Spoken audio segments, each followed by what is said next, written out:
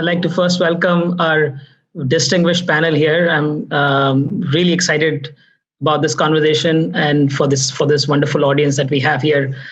Um, One of the most inspirational quotes I've ever heard in my life about entrepreneurship is comes from a rare 1995 interview by Steve Jobs, where he says, I'm going to paraphrase. It's sort of a longish statement, but I'll paraphrase that.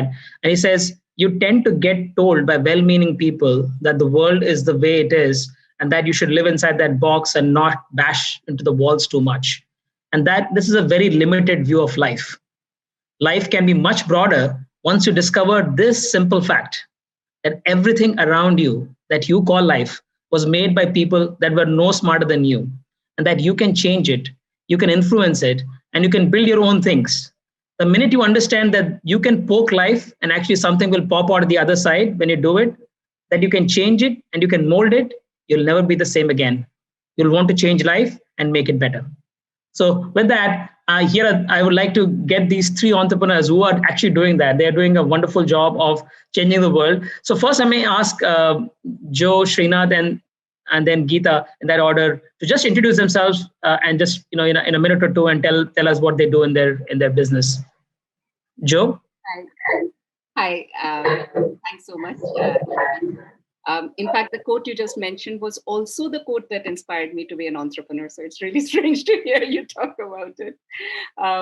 In my background, I'll just go back a little bit that I joined IIT thinking that I'll be solving big problems, doing exactly what I'm doing today.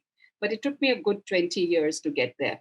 I think I'm hoping Plaksha is one of those places which will make the short circuit journey where the tech education will help us get there much faster. What I do right now is I try to solve for mental health. It came out of my own journey with struggling with founder depression, struggling with failure as a founder, which you heard about in the last session, and my own depression, and figuring out that the way I would really like to be able to be heard rather than told what I should do when I'm in depression, and created an AI platform that does empathy better than humans, most humans around us, and is actually able to help you feel heard and guide you out of it. About 80 people have written to us to say that it saved their life so far. 2.5 million people have used it. It is prescribed by the National Health Service in the UK, by hospitals in the US, used by the government of India. So it's and by the government of Singapore as well. So it's something that is changing lives every day. Still a very small company, about less than 50 people. That's what I do. Wonderful. Thank you, Joe. Srinath, would you like to go next? Sure. Hi. Good evening, everyone, and thank you for inviting me to this panel. Yes, I actually have a sort of a similar story like Joe, in the sense it took me a while to figure out what I want to do.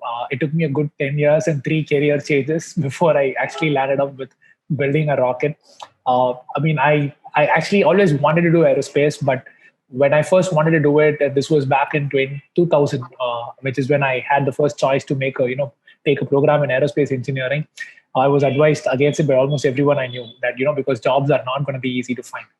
That's where it started. But after that, I took something I really liked in electronics engineering. But after that, did a little bit in finance because electronics was not really my cup of tea. But at the same time, I was intrigued by people doing something in finance. And then I quickly realized, no, I'm actually only an engineer at heart. So came back to aerospace engineering, did a master's program in that, and reached out to a lot of profs in India who could probably be help you by being an academic partner in the journey of building a rocket. So that is what we do today. I found a prof like that, and he is from IIT Madras.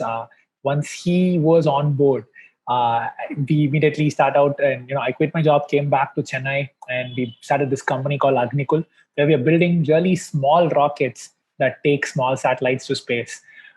So the idea here is, just like everything in electronics has, changed and become smaller.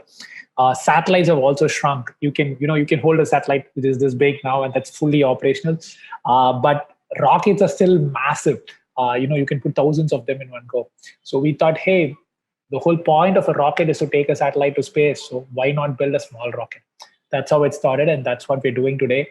Again, a small team, about 60 people, raised a couple of rounds of funding. We still have a long ways to go, at least in terms of being a successful rocket company, attempting our first launch probably in 2022 middle.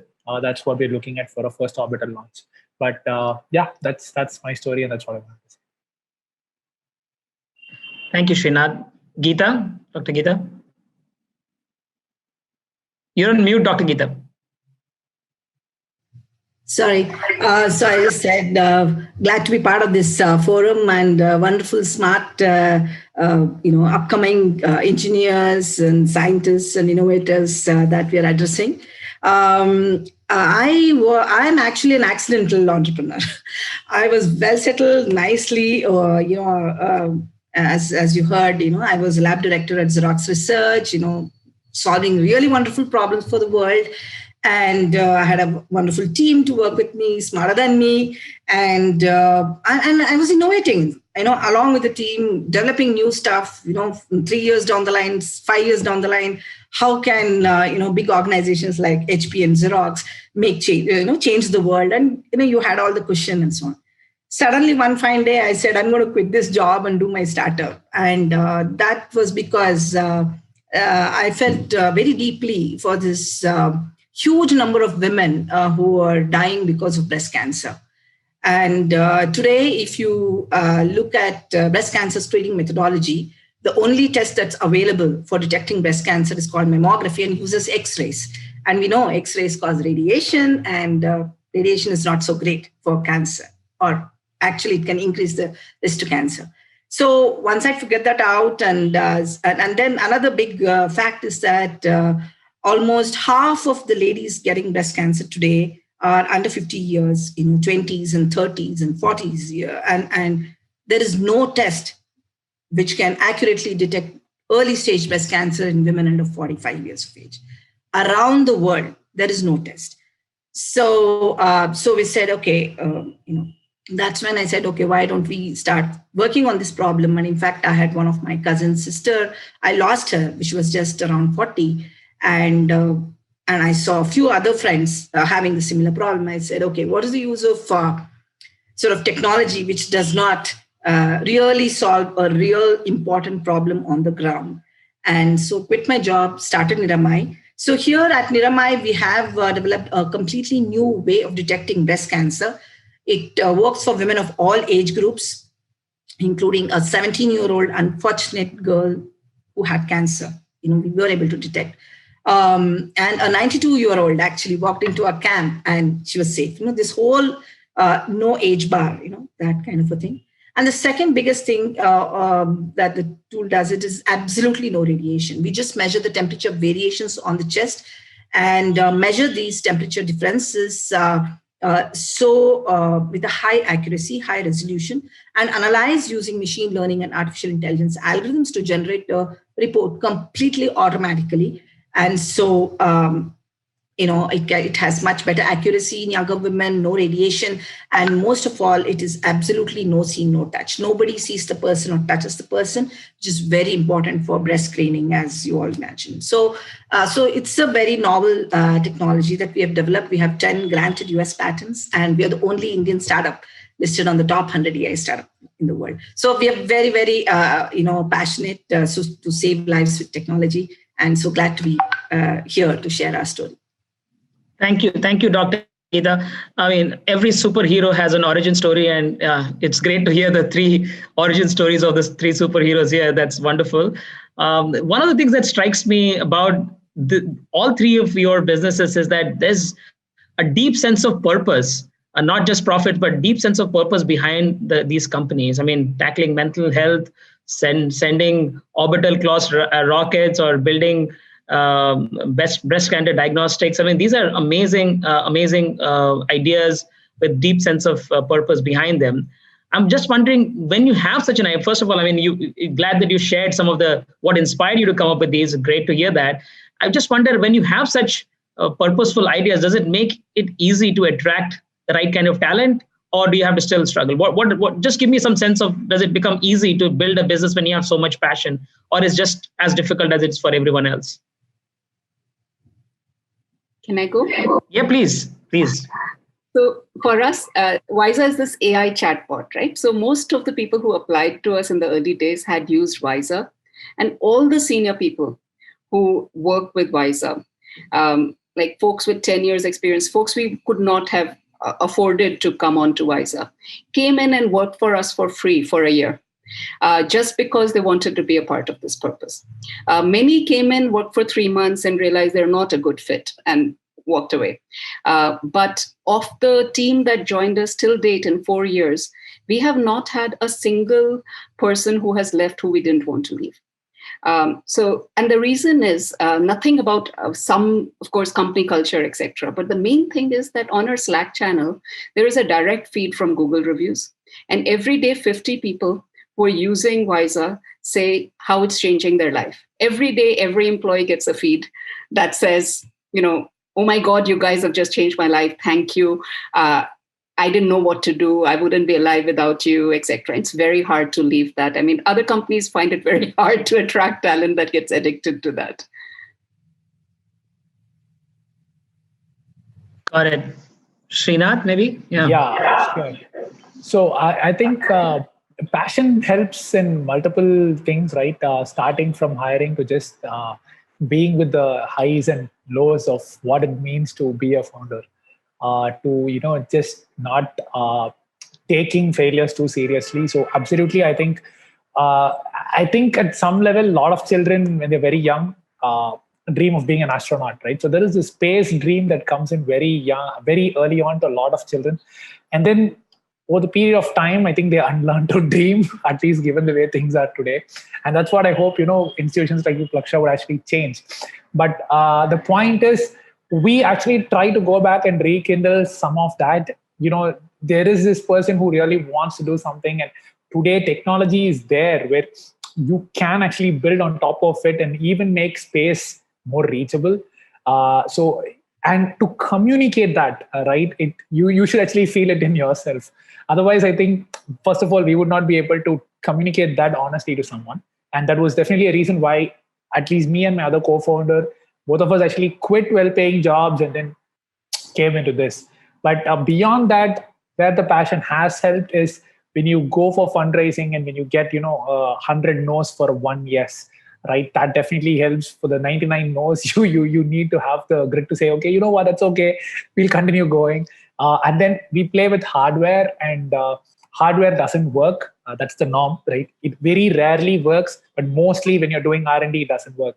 So again, 100 bad days for one good day. So all of that is possible, I think, only because of passion. And it's interesting. People come in with the shine of building a rocket. There is some, I don't know. I only realized it recently because people come in with I don't know whether they see it in movies or something, and then they quickly realize it's a lot of dirty work, hard work, not the most exciting work that you can talk about to your friends and so on.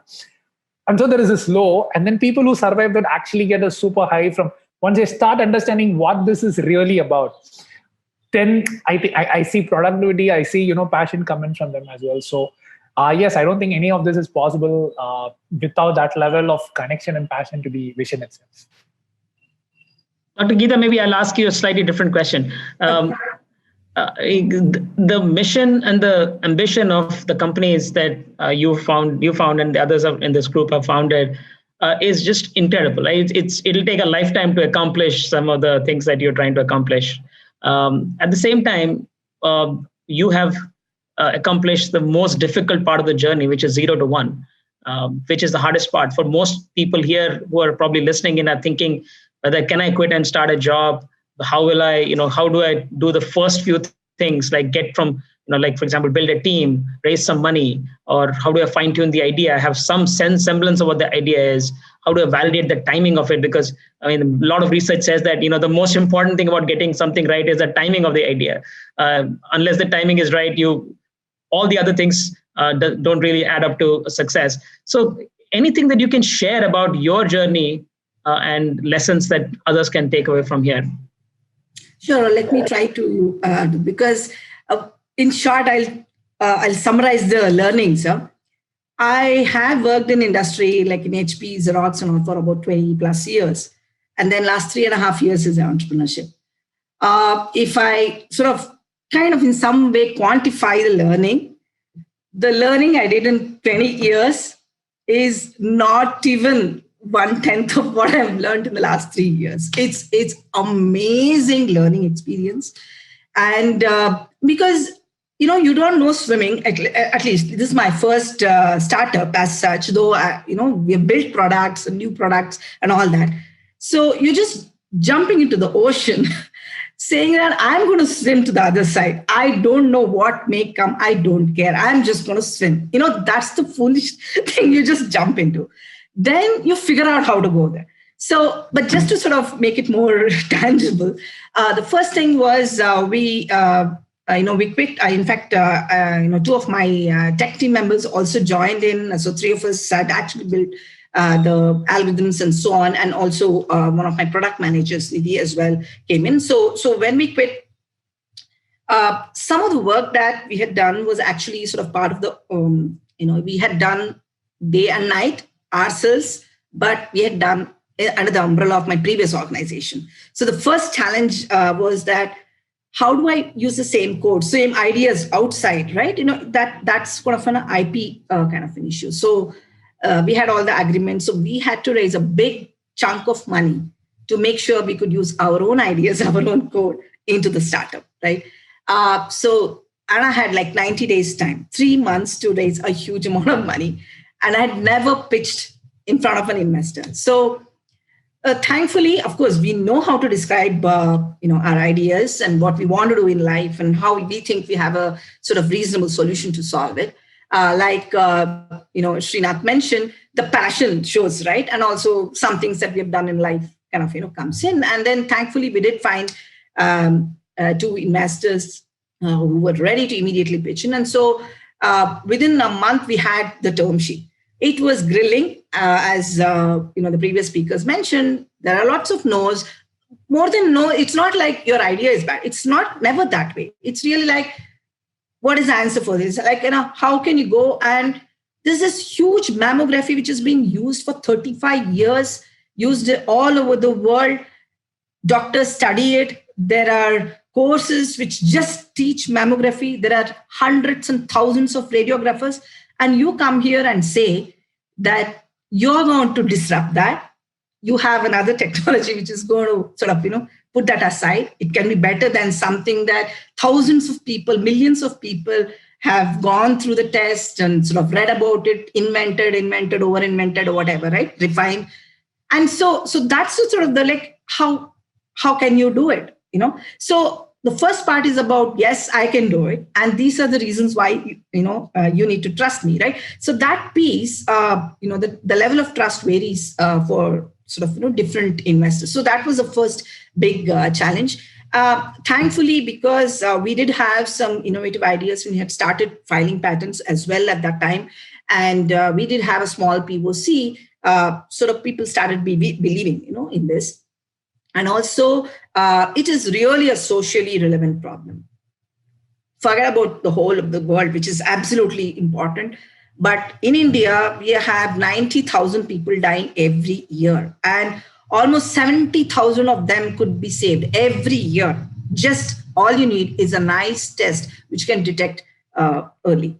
So even if it is affordable, accessible, and maybe as good as the other tests, that's fine, right? So we said, okay, that is also still helpful. So basically to put the right pitch to actually raise funds. So that was one thing.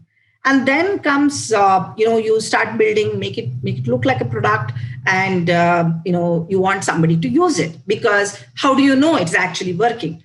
So can you imagine somebody going to a hospital and say, here is my new tool, please use it and screen for cancer. And we're talking about cancer, which is a life and death situation. So imagine the first doctor who would say, yes, what are the questions and how many number of hours, of grilling of the idea itself that, we would have gone through. So that was the next thing. Convincing the doctor to say that, yes, please allow us to use it on some of the patients so that we will tell you that our test is good, or you yourself can figure out whether it's good or good enough rather. And so thankfully, there are certain structures in healthcare called clinical trials. So we actually went through the normal process of doing without giving the report to the end user. Thankfully, it had no side effects, right? I mentioned no radiation. So they agreed. And so they agreed to send patients who were coming to mammography. Before going there, they would come to our test. And so they actually did the grilling, evaluation. And they were pleasantly surprised. And I have this Dr. Sudhakar I can mention first time. I'm sure this is not going to work, but you can try it on my patients, And after 4 months down the line, he said, your tool is telling she's positive. Let's call the patient back. And that was my graduation, right? Within 3 to 4 months, he was actually trusting the test to call back a patient whom he had said was not cancerous. And of course, it was proven and so on. So it's been a sort of, pretty many such hurdles that come in. But as long as first you're willing to sort of adapt if required, your idea, not very stubborn, but look at the customer problem and see, okay, are we actually, for example, right, people were very shy to disrobe.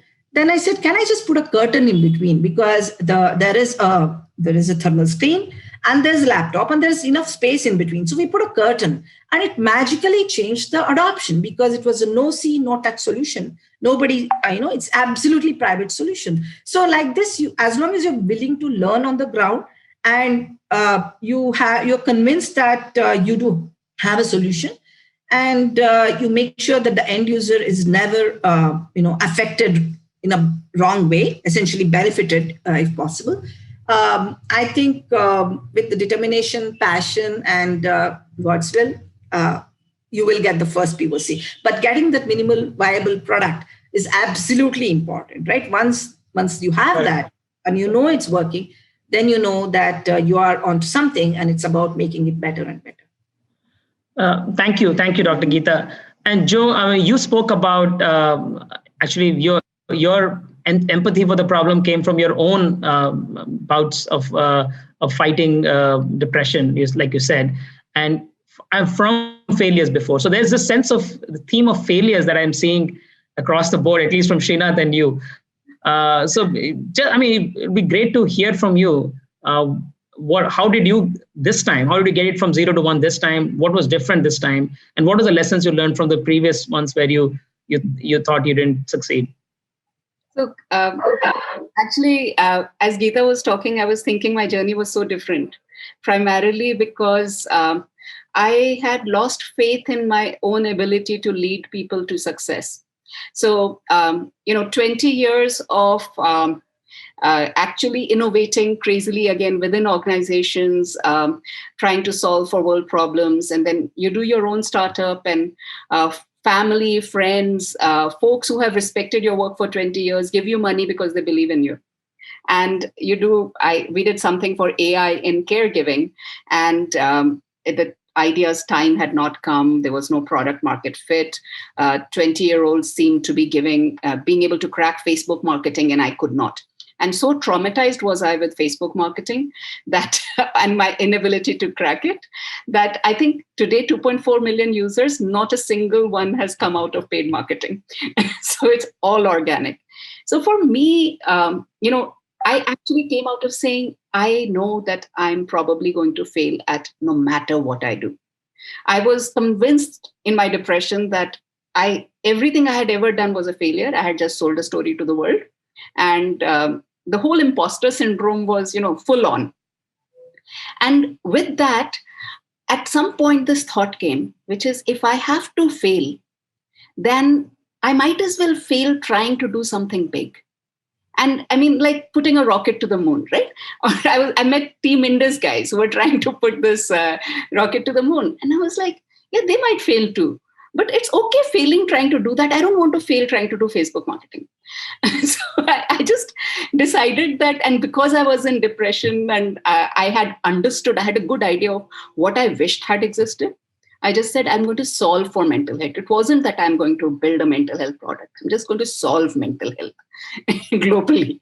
And I put the aim that high. And my entire journey has been, I went back to my investors and said, okay, take your money back, or I'm trying to solve for mental health. And they said, well, Alok, who was in the previous session, one of these wonderful angels who just said, we believed in you, not in the idea. So go ahead if you're going to do this. And at some point, I think that authenticity you have to walk the journey with, to say you're solving that problem and you may or may not succeed. And there are people who are willing to do that with you.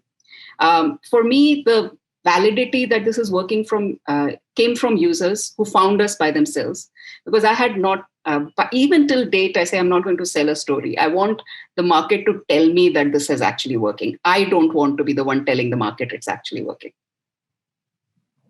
Thank you, Joe. I get reminded of this Mike Tyson quote that everybody has a plan until they get punched in the mouth, right? I mean, doing a startup is a bit like that. We all come with fancy ideas, and not you, Joe, because you already thought you were going to fail. But I think most others have this, what I see as an incredible optimism before they start, and then suddenly reality hits and everything changes. So Srinath, maybe, I mean, given that you at this stage you have crossed the 0 to 1, you're going to the moon literally, right? So what is that one piece of practical advice you wish you had received when you were starting out, and that might help some of the entrepreneurs or budding entrepreneurs that are there in the audience today? So it's hard to pick one. I'll try at least my favorite, not necessarily the most relevant, but at least my most favorite. So probably there's a bit of subjectivity there. This is actually a quote that I saw this movie. It's called The Pursuit of Happiness with a Y there. I don't know how many of you have seen it. A wonderful movie to watch. And I actually strongly resonated with the character there, because it also had, like, at least the protagonist there, he also is a person in finance, right? And he was trying to do something in finance. And that is when I actually saw it. So for some reason, I really very connected very strongly with that. And there is this scene in the movie where his kid is actually trying to basket a basketball, and he's really young kid, I think 2-3 years old or something, or 5 years old, and he's not able, and he does it once, and his dad, who is played by Will Smith, actually comes and says, "You should just stop doing this. You're only going to be as good as I am." And then later on, he realizes he just did a mistake, and he just said, you should never let someone tell you can't do something. People usually tell you that because they can't do it, and they assume that means others also can't do it. I wish I had heard that before. I don't think it is never that dramatic, right? It's not like you see one scene in one movie and then suddenly your whole life changes. Obviously, that happens only in films. But I do think there are these moments where you're already building up to this moment where just waiting for it to burst open. And then there is this one thing you hear and things change for you. I sort of think that was one of the things, basically to tell me that it's okay to not be afraid and just go and do it. It's fine. Like, you don't need to be worried about failure. I actually had whatever Joe was mentioning before. I actually told myself the exact same thing. I'm 30 now, probably a little late to change careers. At least in my peer group, everyone was like getting promoted in their own other careers, and I was here like going to go something and do something that I did not even have experience in.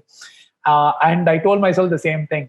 Okay, I'll give it 10 years. I'll do something, solve something in space, make space a little more reachable for everyone. And when I'm 40, if I'm not there, that's still okay. At least I won't regret that, I wasted my 30s, right? So that was definitely the thought that came, but it was propelled by this thing that, you should, even if people give you opinions on whether something is okay or not, I think you should be able to have the independent mindset to say, I believe in the vision, and I will be able to keep peer opinion or whatever social opinion at a distance and still do what I think is right. I think that helped me a lot, and that is what I want to share. Thank you, Srinath. Dr. Geeta, there's a audience question for you, which is on the general availability of the breast cancer screening test, as well as the sensitivity and specificity of the test. So if you want to venture that answer, that'll be great. Sure. It's so nice to hear some deep questions also from people. Yeah. The test is available in 14 cities today, and we've done about 35,000 screenings in India, and we have recently partnered with Apollo Clinics. So wherever Apollo Clinic is, it's available, but definitely Bombay, Mumbai, Delhi, Hyderabad, Chennai, Bangalore, Mysore, Pune. So any of these places, it's available. And also, because of COVID, women are not walking into hospitals for non-critical care. So we have launched home screening. So this is the only cancer screening or only breast health screening that's being done at home. And so people can just come to our website, niramai.com. Thank you for giving me an opportunity to market. And, just book a home visit and our team will call you guys and do it. Yeah, please. And by the way, this Dr. Geeta, the question is also on the sensitivity and the specificity of the test. And yes. My own question is it FDA approved as well? I'll talk about it. So I just to sort of complete, right? So this October is a breast cancer awareness month. So my request is please go and talk to your mother, sister, aunt, anybody, and then tell them about how to do breast cancer, self-breast examination and so on. So just sort of Google or come to niramai.com. You'll find a lot of information for that. So in terms of sensitivity, specificity, the first thing we wanted to do was to actually compare with the existing methodologies. I'm glad to mention that, this is published information in American Society of Clinical Oncology journals. We do have 100% sensitivity for asymptomatic people for screening where there is no major symptom and so on, and with a 94% specificity, which is actually pretty good. And it works. This is true for under 45 or above 45. However, when there is a lot of symptom and several sort of, complications, we do have about 94% sensitivity because that is the place where you will have more than one test being used as a final decision-making for treatment. So that was a question, right? FDA. FDA approval. We are currently in India. We are approved by the Indian FDA called CDSCO organization. We are on our path to US FDA. We, in fact, have submitted for even European CE mark, which we're expecting the auditors to come anytime next week. We have not given the exact date. So once the European thing is done, we've already had 2 major discussions with the US FDA. Initially, they were extremely skeptical. You can imagine, right? The US is the most, paranoid, if I can use the word, right? So they don't want anything else to come in, right? Which is for the good of the patients. So the first one was a very hard thing where there was a huge interview going on, so on, with a lot of information given and written documentation given. The second one was a wonderful discussion where they've given us a 25-page small suggestions as to what else we should be doing. So it is going well. The US FDA is there for the device, but for the end-to-end solution, when we go to the US market, we'll be ready with that. And Joe, maybe I have other question too, but before we go there, considering it's recommended by NHS, the AI chatbot, does it also need some sort of a FDA or CE type of approvals to be used, or could you just tell us about what are the regulatory hurdles there? If we were to make a medical claim that somebody with depression would get cured or diagnosed, then yes. So for instance, Dr. Geeta is doing screening and that's a medical claim, then yes. But in our case, we're trying to create something for everybody. And it doesn't actually provide a diagnostic, it provides support. So that emotional support, you don't have to be clinically depressed in order to get. You just have to be going through a difficult time, or you just want to work on your own well-being. It's more a gym and a trainer than it is a hospital. And in fact, that's the place where mental health happens. It happens at 4 a.m. when you're unable to sleep and you've got negative thoughts going in your head.